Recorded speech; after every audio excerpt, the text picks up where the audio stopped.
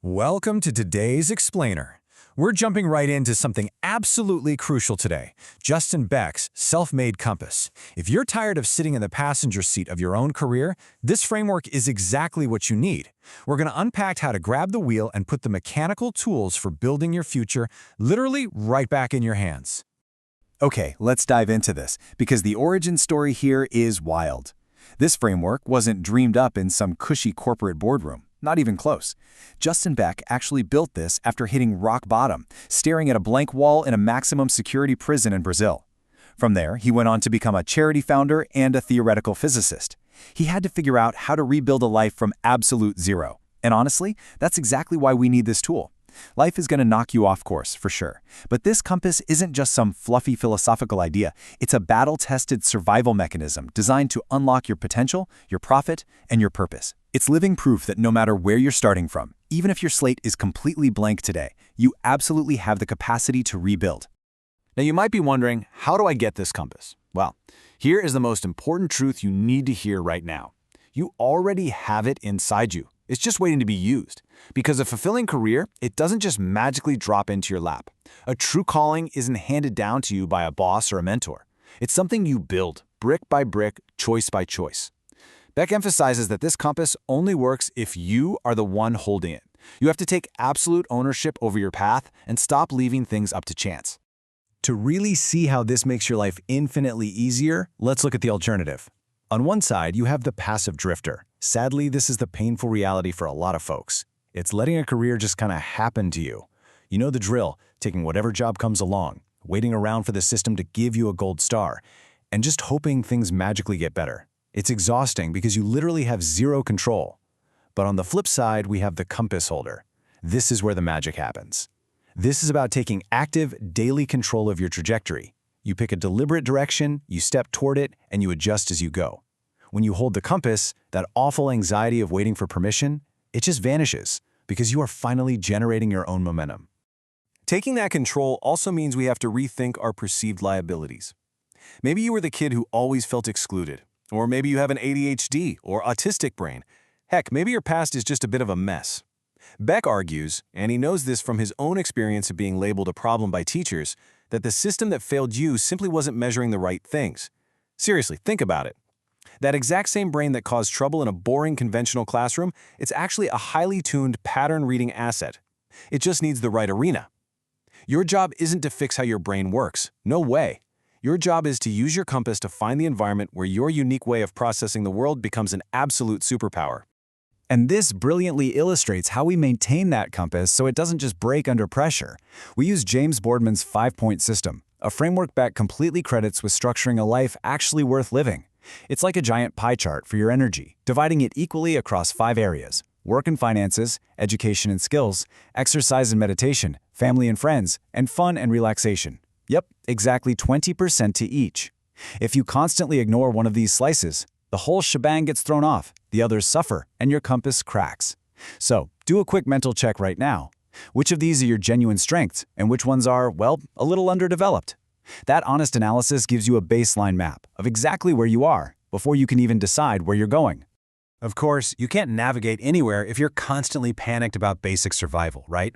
So the compass gives us a super structured, mechanical approach to financial stability. Every single dollar, pound, or euro you make goes straight into one of 3 buckets: your bills and daily expenses, an emergency buffer, and savings. That's literally it. It takes that vague, overwhelming dread we all feel about money sometimes and turns it into a simple, unglamorous machine. This is a prime example of how the compass makes your life so much easier. It removes the paralyzing emotion and replaces it with pure mechanics. It gives you that specific, amazing freedom that comes from knowing exactly where your numbers stand. Now, even with a solid foundation, your mind is still going to play tricks on you sometimes. We all deal with shame, guilt, or those awful, catastrophizing circular thoughts. So the crucial point is this: you cannot solve a mental loop from inside the loop. You need a side door. Enter a concept called the mixing desk. Think of it like a physical control board in your mind. When the negative voices get way too loud, you can't fight those words with more words. You have to take physical action to interrupt the circuit. Go for a walk, change rooms, blast a specific song. Doing this completely disrupts the loop. It slides down the volume on your panic and creates the actual physical headspace you need to think clearly again. All right, moving on to Section 2, navigating the career pivot. Making a big change can feel totally paralyzing, but as you'll see, taking that first step before you even know your final destination is the only way a real pivot actually begins. To pull off this kind of leap without losing your mind, Beck walks us through a highly manageable 4-step process. Step 1. Write a RAM dump CV. Now don't send this to an employer. This is a massive brain dump for your eyes only. Write down every skill, hobby, weird survival tactic, and miserable failure you possess. Just get it all out on paper.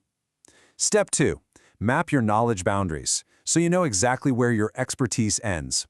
Step 3. Ask questions in expanding circles. Start with a search engine, move to online forums, and eventually seek out real-world experts.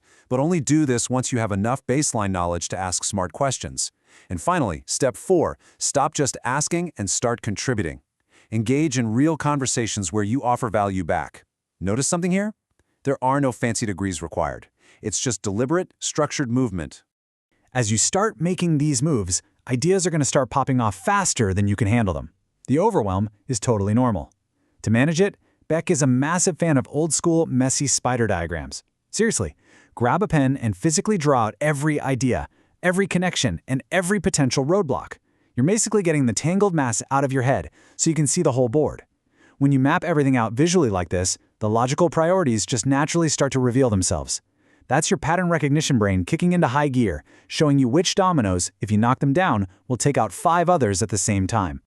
But hold on, before you go burning the boats and quitting your day job, you absolutely have to run your grand idea through a reality check. You need to ask yourself some brutally honest questions. Why do you really want this? What are you actually willing to sacrifice to get it? What is something you can start doing today that costs literally zero money? And who's already out there doing it that you could learn from? The whole point here is to test your ideas with a minimum viable experiment. Like, can you run a 7-day trial of your new career pivot on the side without blowing up your current life? You run the test, gather the data, and adjust your compass based on real-world feedback, not just some daydream. Now, what's really interesting about this slide is how it completely flips conventional advice upside down. We're usually told to learn a skill purely so we can sell it. That's market value. Learn it just well enough to scrape by and make a quick buck. But Beck argues that the most sustainable, fulfilling work actually lives where market value meets human value. Human value is when you dive into a skill out of pure, genuine curiosity, or because you have a deep personal need for it. When your goal is simply to understand the thing, you naturally push way past basic competence and into true mastery. And guess what? Mastery is what the market actually pays the big bucks for in the long run. As you build this life and follow that curiosity, the big, scary question of purpose always pops up. But here's the secret. Purpose isn't some magical, warm and fuzzy feeling you only get during huge breakthroughs. Beck learned this firsthand during a decade of grueling charity work with severe addiction. Real meaning? It's found in the totally unglamorous, uncertain practice of just being genuinely useful to someone who needs what you have, without expecting a trophy in return. Your true north isn't a massive grand finale. It's the quiet satisfaction you get from showing up week in and week out on ordinary, difficult Tuesdays simply because you made a commitment to do the work. So as you start building your map, I want you to internalize this one golden rule. Do not look for a final destination. Seriously, stop waiting for that imaginary day when self-mastery feels complete or when managing your life becomes totally effortless. I hate to break it to you, but that moment just doesn't exist. The compass never stops spinning.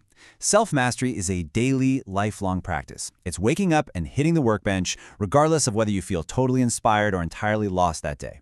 A spinning compass isn't a sign that you failed. It is the absolute proof that you are still alive, you are still adapting, and you are still moving forward. Well, we've walked through the blueprint, the mechanics, and the map. But as Justin Beck points out, the contract you signed today isn't with him, and it certainly isn't with me. The contract is between you and the person you are actively becoming.